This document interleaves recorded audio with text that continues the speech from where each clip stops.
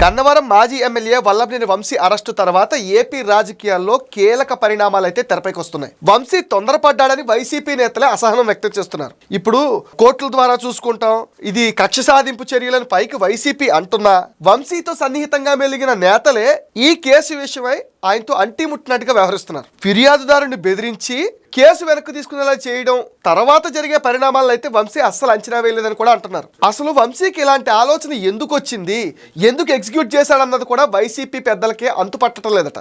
ఏ చెట్టు కింద ప్లేడర్ కూడా ఇలాంటి చెత్త ఐడియా అయితే ఇవ్వడు అని వైసీపీ వాళ్ళు అంటున్నారు. వల్లభనేని వంశీ టీడీపీ హిట్ లిస్ట్ లో ఉంటాడు, ఈ విషయం ఆయన కూడా చాలా బాగా తెలుసు. మరి అలాంటప్పుడు డైరెక్ట్ గా పోలీసుల మీద, ప్రభుత్వం మీద మరకలేసేస్తే చూస్తూ ఊరుకుంటారు వాళ్ళు? అసలు ఇంత చిన్న లాజిక్ వంశీ ఎలా మిస్ అయ్యాడని వైసీపీ వాళ్ళే విస్మయం వ్యక్తం చేస్తున్నారు. మాట్లాడిన మాటలు, చేసిన చేష్టల కారణంగానే ఆయన పైన నెగిటివిటీ విపరీతంగా పెరిగిపోయింది. అందుకనే అరెస్టు విషయంలో కూడా ఎక్కడాని సానుభూతి అన్నది అయితే రావడం లేదు. వంశీ అత్యుత్సాహంతో ఒక పెద్ద తప్పు చేశాడండి. అది ఆయన్ని ఎంతకాలం వెంటాడుతుందో చెప్పలేమని డైరెక్ట్ లాయర్లు కూడా చెప్తున్నారు. పేరు నానిని అయితే పోలీసులు హౌస్ అరెస్ట్ చేశారు. మరి రాజకీయంగా ఈ వల్లభనేని వంశీ, కొడాలి నాని, పేరు నాని అయితే కలిసి తిరిగేవారు. వంశీ అరెస్ట్ తర్వాత కొడాలి నాని అసలు ఏమైపోయారో, ఎక్కడున్నారో కూడా తెలియట్లేదు. ఆయన పరారైపోయాడని కూడా మనకి సమాచారం అయితే వినిపిస్తుంది బయట నుంచి. మరి అంబట్ రాంబాబు, బొత్స సత్యనారాయణ మాత్రం మీడియా ముందుకు వచ్చి ఇది కక్ష సాధింపు చర్య అంటూ స్టేట్మెంట్లు అయితే ఇస్తున్నారు. ఇక జైల్లో ఉన్న వల్లభనేని వంశీని మాత్రం ఆయన భార్య పంకజశ్రీ తప్ప